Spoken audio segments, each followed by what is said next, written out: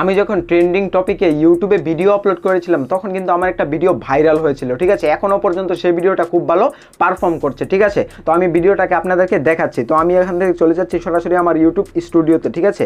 তো আমি এখান থেকে সরাসরি চলে যাচ্ছি ইউটিউব স্টুডিওতে। তো দেখুন আমার ইউটিউব চ্যানেলটা কিন্তু এখানে শো হয়েছে। তো এখান থেকে আমি যে কাজটা করবো, এই কন্টেন্টের মধ্যে একটা ক্লিক করে দেবো। তো কন্টেন্টের মধ্যে একটা ক্লিক করে দিলাম। তারপরে এখান থেকে আমি সেই ভিডিওটাকে আপনাদেরকে দেখাচ্ছি যে ভিডিওটা আমার ভাইরাল হয়েছিল ট্রেন্ডিং টপিকে আপলোড করার জন্য, ঠিক আছে। তো ভিডিওটাকে দেখাচ্ছি, এই যে দেখুন ভিডিওটা সঠিক নিয়মে ফেসবুক পেজে ভিডিও আপলোড, এই ভিডিওটাই কিন্তু ভাইরাল হয়েছিল। তো ভিডিওটাকে আমি ক্লিক করে দিচ্ছি। তো দেখুন এই ভিডিওটা মোবাইল দিয়ে ফেসবুক পেজে ভিডিও আপলোড করার সঠিক নিয়ম, এই ভিডিওটাই ট্রেন্ডিং টপিকে ছিল, ঠিক আছে। তো এটাকে আপলোড করার পরেই ভিডিওটা ভাইরাল হয়ে গেছে। তো দেখুন ভিডিওটা র্যাঙ্কিংয়ে ছিল, 1 নম্বরের র্যাঙ্কে ছিল, ঠিক আছে। এখনও 1 নম্বরেই আছে।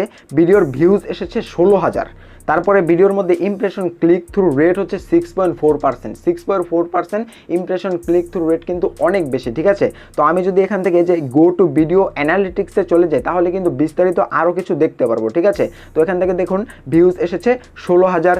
তো আমি যদি এখান থেকে একটু রাইট সাইডে স্ক্রলিং করি তাহলে এখান থেকে ওয়াচ টাইমটাও দেখতে পারবো। ওয়াচ টাইম এসেছে 498 ঘন্টা একটা ভিডিও থেকে। এই যে দেখুন সাবস্ক্রাইবারের পরিমাণটা 163টা সাবস্ক্রাইবার।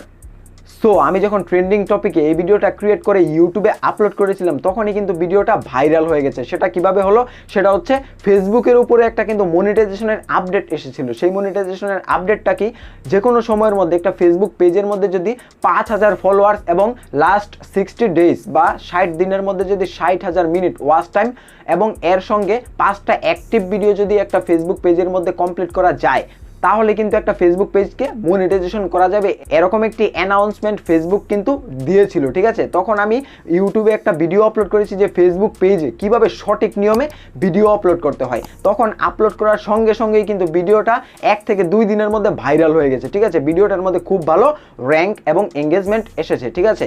সো সেই টপিকটা ছিল ট্রেন্ডিং টপিক। আমি সেই ট্রেন্ডিং টপিকে ভিডিওটা আপলোড করেছিলাম বলেই ভিডিওটা ভাইরাল হয়েছে। সো আপনারাও যদি এরকম ট্রেন্ডিং টপিকে ভিডিও আপলোড করতে পারেন তাহলে কিন্তু আপনাদের ভিডিওগুলো খুব তাড়াতাড়ি গ্রো করবে, ঠিক আছে। যেমন বাংলাদেশের কোনো জায়গায় ধরুন আবহাওয়ার অবস্থা খারাপ, যেমন কোনো জায়গায় ঘূর্ণিঝড় হবে, এরকম এগুলো কিন্তু ট্রেন্ডিং টপিক, ঠিক আছে। এই টপিকগুলো নিয়ে যদি আপনি ভিডিও ক্রিয়েট করেন তাহলে কিন্তু আপনার ভিডিওগুলো খুব তাড়াতাড়ি গ্রো হবে। তাছাড়া অনেক ট্রেন্ডিং টপিক আছে, যেমন বর্তমান সময়ে বাংলাদেশের যে পরিস্থিতি, এই পরিস্থিতি নিয়েও যদি আপনি ভিডিও তৈরি করেন, যেমন ঢাকায় কি হচ্ছে বা অন্য কোনো জেলায় বা অন্য কোনো বিভাগে কি ঘটনা ঘটছে, এই সব ঘটনাগুলো বা আপডেট ঘটনাগুলো নিয়ে যদি আপনি ভিডিও ক্রিয়েট করেন তাহলে কিন্তু আপনার ভিডিওগুলো গ্রো করবে, ঠিক আছে। সোজা কথা, আপনি যে কোনো ধরনের ট্রেন্ডিং টপিক নিয়ে ভিডিও ক্রিয়েট করলেই আপনার ভিডিওটা খুব তাড়াতাড়ি গ্রো করবে। সো আপনি যদি ট্রেন্ডিং টপিকে ভিডিও ক্রিয়েট করেন তাহলে কিন্তু অডিয়েন্স সেই ভিডিওটাকে সার্চ করে করে দেখবে, মানে অডিয়েন্স কিন্তু ইউটিউবে এসে সার্চ করে ট্রেন্ডিং টপিকটাকে। সো সে যদি সার্চ করে আপনার ভিডিওটাকে খুঁজে পায় তাহলে কিন্তু আপনার ভিডিওটার মধ্যে ভিউজ আসবে, আর এভাবেই কিন্তু আপনার ভিডিওটা খুব তাড়াতাড়ি র্যাঙ্কে উঠবে, ঠিক আছে। সো আপনাকে ট্রেন্ডিং টপিকে ভিডিও আপলোড করতে হবে।